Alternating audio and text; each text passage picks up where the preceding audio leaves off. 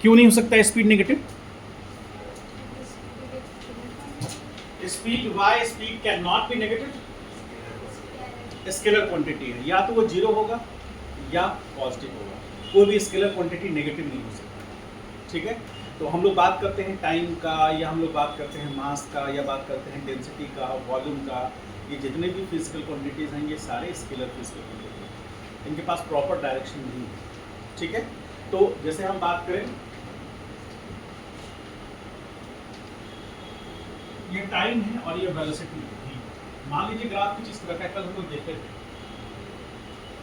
ये पॉइंट को v बराबर v0 बोलेंगे, ये पॉइंट को t बराबर t इसको 1 बोलते हैं, t1 बराबर 0, और ये t2 बराबर t मान लेते हैं। अब इस पोजीशन पे, उसके बाद ग्राफ में आप ध्यान से देखेंगे तो ये एक पोजीशन आ गया, ये पोजीशन यहाँ आ जाए, इससे मिलाएं तो इसको v बराबर मान लीजिए 3v0/4 है। ठीक है, इस तरह का आ गया। तो अभी क्या हो रहा है कि यहाँ पर वेलोसिटी नेगेटिव है ना, और कितने टाइम पर इसको मैच कराएं तो यहाँ t बराबर 3t/2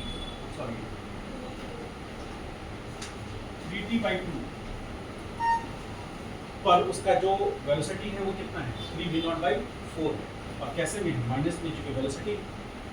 तो यदि ये डिस्टेंस टाइम ग्राफ होगा तो ये जस्ट मिरर इमेज बना देगा। समझ पाए? तो समझ पाए?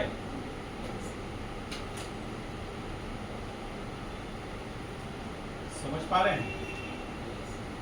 बोलो।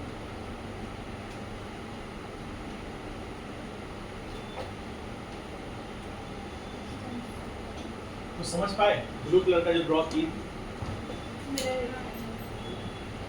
मिरर इमेज, ऐसा तो हम ड्रॉ किए हैं हाथ से, लेकिन वो मिरर इमेज ही है, आप उसको अलग नहीं समझेंगे।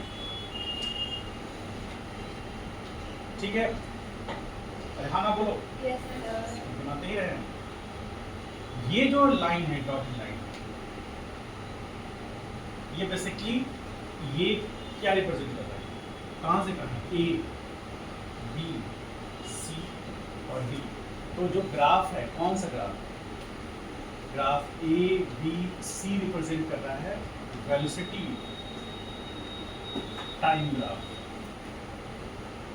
ठीक है, यहाँ एक्सेलरेशन क्या है, बोलो, एक्सेलरेशन, अरे एक्सेलरेशन क्या है, कांस्टेंट है, और a बराबर वो नेगेटिव है, क्यों, स्लोप क्या है, कल बनाए हैं ना, फिर क्या मतलब ऐसे मत करिए, जवाब देना होगा आपको, नहीं तो हम एक सप्ताह के लिए सस्पेंड कर देंगे फिजिक्स का क्लास। जब पढ़ना ही नहीं है तो क्लास करके क्या करिएगा, 3-4 बच्चों को खाली बुलाएंगे, बाकी सबको भगा देंगे, समझे। और सारे के पेरेंट्स को फोन करके यही बात बोलेंगे कि आपके बच्चे को सस्पेंड किया जा रहा है क्योंकि आपका बच्चा कल का पढ़ाया हुआ नहीं पढ़ के आ रहा है। कल पढ़ाया है ना कि कब एक्सेलरेशन नेगेटिव होगा, वेलोसिटी टाइम ग्राफ का स्लोप क्या बताता है, बोलिए, सब लोग बोलेंगे, कोई चुप नहीं रहेगा। एक्सेलरेशन रिप्रेजेंट करता है, और यदि स्लोप नेगेटिव है तो एक्सेलरेशन क्या होगा, और यदि स्लोप कांस्टेंट है तो एक्सेलरेशन क्या होगा। तो बोलने में क्या हर्ज हो रहा है, आप चाहेंगे सिर्फ मास्टर बोलेगा, आप नहीं बोलेंगे तो कैसे चलेगा ये सब चीज। सबको बोल रहे हैं, एकदम कान खड़ा करके सुन लीजिए आप लोग। हम जितना प्रेम से बात करते हैं उतना स्ट्रिक्ट भी हैं, हम दिन रात मेहनत कर रहे हैं, और आप पढ़ाई नहीं करेंगे तो ये नहीं चलेगा, ये कोई दूसरे का चल जाएगा लेकिन यहाँ नहीं चलेगा। जस्ट हम बता देते हैं, हमको आपको सस्पेंड करने में 1 सेकंड भी देर नहीं लगेगा। अब दुनिया का कोई ताकत हमको रोक नहीं सकता है, ये एग्जांपल आप लोग अच्छे से जानते हैं, इस क्लास में हुआ है, इसलिए कोई हमको रोक नहीं सकता है। I am completely independent to take whatever right decision has to make. हमको जो भी डिसीजन लेना होगा हम ले सकते हैं, कोई हमको रोक नहीं सकता है। I am independent, completely independent body, कोई मेरे ऊपर सर पे चढ़ा हुआ नहीं है, इस बात को ध्यान समझिएगा। इसलिए हम प्रेम से बात कर रहे हैं, तो आपको पढ़ना पड़ेगा, नहीं पढ़ के आइएगा क्लास के बाद सस्पेंड कर देंगे, और जितना ज्यादा नहीं पढ़िएगा उतना ही लंबा समय के लिए सस्पेंड करेंगे। इसलिए जवाब देना पड़ेगा, कल का पढ़ाया हुआ जवाब नहीं दीजिएगा कैसे चलेगा फिर, समझ गए। चलिए, और जब पूछे तो मुंह से जवाब निकलना चाहिए, मन में नहीं रखना है। तो नेगेटिव रीजन ये है कि स्लोप क्या है, स्लोप नेगेटिव है। इसीलिए एक्सेलरेशन नेगेटिव है क्योंकि वेलोसिटी टाइम ग्राफ है, और एक्सेलरेशन कांस्टेंट क्यों है? क्योंकि स्लोप कांस्टेंट है। स्लोप क्या है? कांस्टेंट है। समझ गए? तो हमारे लिए अब ये देखता है ए, बी और डी ये क्या रिप्रेजेंट करता है? तो ये ग्राफ रिप्रेजेंट करता है, ये ग्राफ रिप्रेजेंट करता है स्पीड टाइम ग्राफ।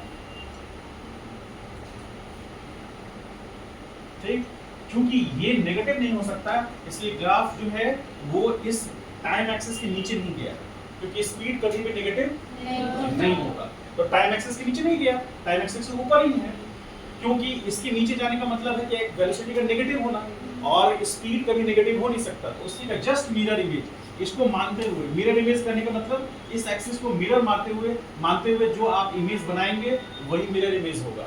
और जितना, जैसे यहाँ पर t बराबर 3t/2 पर जो पार्टिकल का वेलोसिटी कितना था?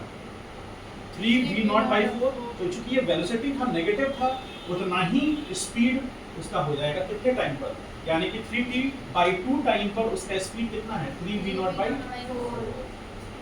समझ गए? इसलिए स्पीड कभी भी नेगेटिव नहीं जाएगा। अब छोटा सा एक और एग्जांपल देते हैं। देखिए, जैसे मान लीजिए कि हम ऐसे कोई ग्राफ ले रहे हैं, यहाँ पर पार्टिकल का वेलोसिटी यहाँ से मान लीजिए इधर गया, और इधर होने के बाद फिर वो इधर आया, और फिर वो ऐसे रिटर्न बैक हुआ। तो ये वेलोसिटी टाइम ग्राफ है, मान लीजिए v, और ये है t। तो ये क्या रिप्रेजेंट कर रहा है? वेलोसिटी यहाँ पर इस पॉइंट पर v बराबर मान लीजिए v0। तो v0 यहाँ पर है t बराबर 0 पर, है ना? तो t बराबर 0 पर तो स्पीड वेलोसिटी घटा, नेगेटिव 0 हुआ, फिर नेगेटिव हुआ। ये एक पोजीशन जहाँ आया, इसको आप मान लीजिए v बराबर -v0/2। ये वो पोजीशन है जिस पोजीशन पर वेलोसिटी क्या था? नेगेटिव था, और वहां से वो रिटर्न बैक हुआ। तो रिटर्न बैक हुआ मतलब यहाँ से वेलोसिटी पॉजिटिव होने लगा। ठीक है? तो पॉजिटिव मतलब नेगेटिव ही है, लेकिन किस डायरेक्शन में? पॉजिटिव डायरेक्शन में जाने लगा। तो पॉजिटिव डायरेक्शन में गया, यहाँ आ जाकर फिर क्या हो गया? 0 हो गया, यहाँ वेलोसिटी 0 हो गया। ठीक है? अब यहाँ 0 हुआ, और फिर इधर नेगेटिव हो गया। ठीक, मान लीजिए ऐसा है, इन जनरल आपको ऐसा डायग्राम नजर नहीं आएगा। तो मान लीजिए ऐसा है, तो स्पीड टाइम ग्राफ क्या होगा? इस पॉइंट को A कहिए, B, C, D, E। अब इसका क्या नाम लेंगे? A, B, C, D, E। इसको लीजिए F, और ये हो जाएगा G। आप ध्यान से देखिए कि ये जो टाइम है, या ये जो टाइम है, इसको हम t बराबर 0 मान रहे हैं, t1 बराबर t मानिए, t2 बराबर 2t मानिए, और यहाँ t3 बराबर 3t मानिए। ऐसा मान के चल रहे हैं। तो 3t टाइम में पार्टिकल का वेलोसिटी जितना नेगेटिव है, स्पीड उतना ही उसका पॉजिटिव है। मिरर इमेज देखिए, इसका जस्ट मिरर इमेज दिया हुआ है। समझ गए? तो वेलोसिटी टाइम ग्राफ का जो नेगेटिव पार्ट है उसका मिरर इमेज लेंगे तो हमको स्पीड टाइम ग्राफ मिल जाएगा। इसका मतलब है कि यदि हमको वेलोसिटी टाइम ग्राफ रीड करने आता है तो स्पीड टाइम ग्राफ निकाल सकते हैं, उसके लिए अलग से कुछ करने की जरूरत। समझ गए इस बात को? इसको एकदम बाय हार्ट कर लीजिए, और फिर मंडे को हम पूछेंगे। ठीक है? एकदम क्लियर होना चाहिए, मन में कंफ्यूजन नहीं। और यदि कहाँ कंफ्यूजन लगता है तो पूछिए, क्लास के दौरान पूछिए, क्लास के बाद पूछिए, रिकॉर्डिंग देख के पूछिए। एक सप्ताह बाद पूछना है तो एक सप्ताह बाद पूछिए, लेकिन पूछिए, क्योंकि जब हम पूछेंगे तब आप बोलिएगा जवाब नहीं दे पाएंगे, तो हमको लगेगा आप मेरे पीठ में छोड़ा भोग रहे हैं। सिंपल बात है, हम बार बार बोलते हैं पूछने के लिए, आप पूछते नहीं हैं। इसका मतलब क्या हुआ? इसका मतलब आप तो अपने आप को धोखा दे ही रहे हो, तो अलग बात है, आप मुझे भी धोखा दे रहे हो। समझ गए? चलिए इसको राइट डाउन कीजिए।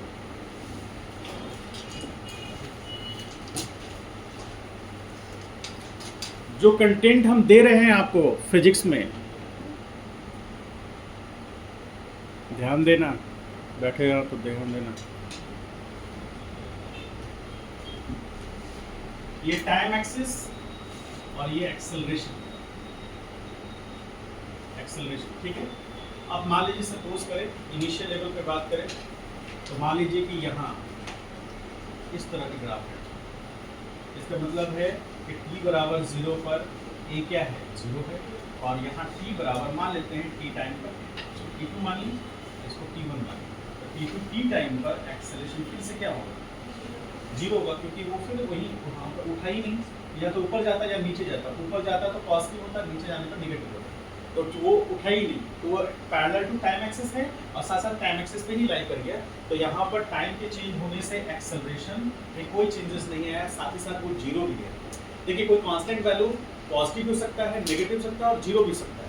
यदि कोई कांस्टेंट वैल्यू जीरो है, इसका मतलब है कि ये तो कांस्टेंट भी है और जीरो भी बना हुआ है, इसका मतलब उसके करस्पॉन्डिंग जो भी टर्म आ रहे हैं, एक्सेलरेशन के करस्पॉन्डिंग कौन टर्म आएगा, वेलोसिटी आएगा। वेलोसिटी के करस्पॉन्डिंग कौन आएगा, पोजीशन में चेंज यानी डिस्प्लेसमेंट। तो यदि एक्सेलरेशन जीरो है, इसका मतलब है कि पार्टिकल का वेलोसिटी में कोई चेंजेस नहीं आएगा। क्यों? क्योंकि v dv upon dt is equal to a होता है। तो यदि a जीरो हो गया यानी कि dv क्या है, जीरो, यानी कि v क्या है, कांस्टेंट, यानी कि वेलोसिटी में कोई चेंजेस आ ही नहीं रहा। तो ये ग्राफ क्या रिप्रेजेंट करता है, ये ग्राफ रिप्रेजेंट करता है कि when a is equal to 0 then motion is said to be uniform motion। uniform motion मतलब that is velocity will remain constant। velocity मतलब दोनों चीज, एक तो उसका मैग्नीट्यूड और डायरेक्शन दोनों ही कांस्टेंट होंगे। कब? जब एक्सेलरेशन क्या है, मोशन कैसा होगा, यूनिफॉर्म मोशन। एक होता है यूनिफॉर्मली एक्सेलरेटेड मोशन और एक होता है यूनिफॉर्म मोशन, दोनों में कंफ्यूजन नहीं होना चाहिए। यूनिफॉर्मली एक्सेलरेटेड मोशन मतलब एक्सेलरेशन कांस्टेंट है, नन जीरो, और यूनिफॉर्म मोशन मतलब एक्सेलरेशन जीरो है, पार्टिकल कांस्टेंट वेलोसिटी से मूव कर रहा है। ठीक है, तो उस केस में हम बोलेंगे यूनिफॉर्म मोशन। लेकिन यदि एक्सेलरेशन कांस्टेंट है, बॉडी का वेलोसिटी लगातार बढ़ रहा है या लगातार घट रहा है, ऐसे मोशन को बोलेंगे यूनिफॉर्मली एक्सेलरेटेड मोशन। ठीक है, uniform motion, uniformly accelerated motion में एक्सेलरेशन की बात करेगा। तो ये मोशन क्या हो गया, यूनिफॉर्म मोशन, क्योंकि यहाँ पर एक्सेलरेशन क्या है, जीरो। अब अगले सेकंड टर्म में देखें, बी टर्म में देखें, तो यहाँ पर इसको ध्यान से देखें। मान लीजिए यहाँ से वो टाइम एक्सिस के अलॉन्ग पैरेलल जाना है, तो टाइम एक्सिस के पैरेलल है, तो जैसा मैंने बोला था कि यदि velocity time graph time axis के पैरेलल है तो वेलोसिटी कांस्टेंट, यदि acceleration time graph time axis के पैरेलल है इसका मतलब एक्सेलरेशन कांस्टेंट। कोई भी टर्म, कोई भी हमारा फिजिकल क्वांटिटी यदि टाइम एक्सिस के पैरेलल आ रहा है, इसका मतलब है कि वो फिजिकल क्वांटिटी कांस्टेंट है। तो यहाँ पर a नॉट जो कि क्या है, कांस्टेंट है, और ये t बराबर 0 पर, ध्यान से देखिएगा, t बराबर 0 पर उसका एक्सेलरेशन a बराबर कितना है, a नॉट। और यदि हम कुछ देर के बाद आगे जाएं, जैसे वहां भी गए, तो यहाँ t2 बराबर क्या आएगा, t, लेकिन यहाँ एक्सेलरेशन क्या है, a नॉट। तो टाइम का चेंज हुआ, ध्यान से देखिए, टाइम t1 0 था, t2 0 नहीं था, टाइम में चेंजेस आया, और टाइम हमेशा प्रोग्रेसिव फिजिकल क्वांटिटी है तो हमेशा बढ़ रहा है। तो टाइम बढ़ा लेकिन एक्सेलरेशन में कोई चेंज, इसका मतलब है कि एक्सेलरेशन क्या है, कांस्टेंट। तो यहाँ पर ये एक्सेलरेशन कांस्टेंट है, नन जीरो है, जीरो और पॉजिटिव है। सो motion is called, motion is said to be uniformly accelerated motion। uniformly accelerated। समझ पा रहे हैं इस बात को? या तो एक्सेलरेशन पॉजिटिव है या नेगेटिव है, उससे कोई फर्क नहीं पड़ता है, यूनिफॉर्मली एक्सेलरेटेड मोशन तो वो होगा ही होगा। अब ये डिपेंड करता है कि नेगेटिव होने का मतलब है कि बॉडी का वेलोसिटी चेंज करेगा, तो उसका यदि डायरेक्शन वेलोसिटी के एक्सेलरेशन के डायरेक्शन में है तो उसका वेलोसिटी बढ़ेगा नेगेटिव एक्स में, और यदि उसका एक्सेलरेशन वेलोसिटी उसके मोशन के अपोजिट है, जैसे बॉल को ऊपर फेंकते हैं तो ऊपर जाता है तो उस समय एक्सेलरेशन के अपोजिट होता है। एक्सेलरेशन क्या होता है वहाँ, नेगेटिव होता है कि पॉजिटिव होता है, नेगेटिव होता है। तो यदि उसका हम यदि ग्राफ बनाएं एक्सेलरेशन टाइम ग्राफ का, तो कैसा बनेगा, ये टाइम है और ये क्या है, एक्सेलरेशन है। तो यहाँ पर मान लीजिए हम इस तरह से डायग्राम बनाते हैं,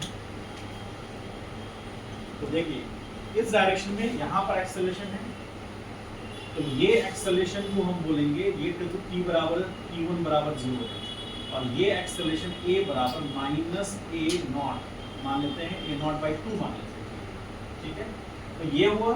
कुछ देर के बाद पार्टिकल का जो टाइम t2 बराबर t सेकेंड हुआ, उस समय एक्सेलरेशन a बराबर कितना रहा, माइनस a नॉट बाई 2 ही रहा।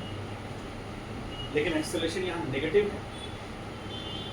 है ना, देख रहे हैं एक्सेलरेशन नेगेटिव है, टाइम एक्सिस के नीचे है, लेकिन टाइम के साथ उसका एक्सेलरेशन चेंज नहीं हो रहा है। तो यहाँ पर इसको भी हम क्या बोलेंगे, यूनिफॉर्म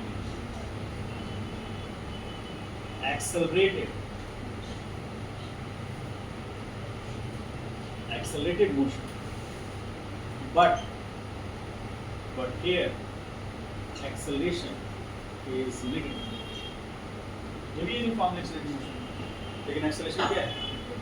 अब यदि स्लोप की बात हो जाएगी तो एक्सेलरेशन चेंज करेगा, और वो सबसे खतरनाक बात है, यदि पार्टिकल का एक्सेलरेशन चेंज कर रहा है तो वेलोसिटी तो चेंज करेगा ही करेगा, और बहुत तेजी से चेंज करेगा।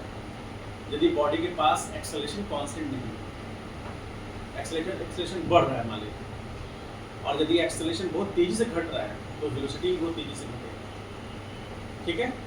इसको राइट डाउन कीजिए, आगे बढ़ते हैं।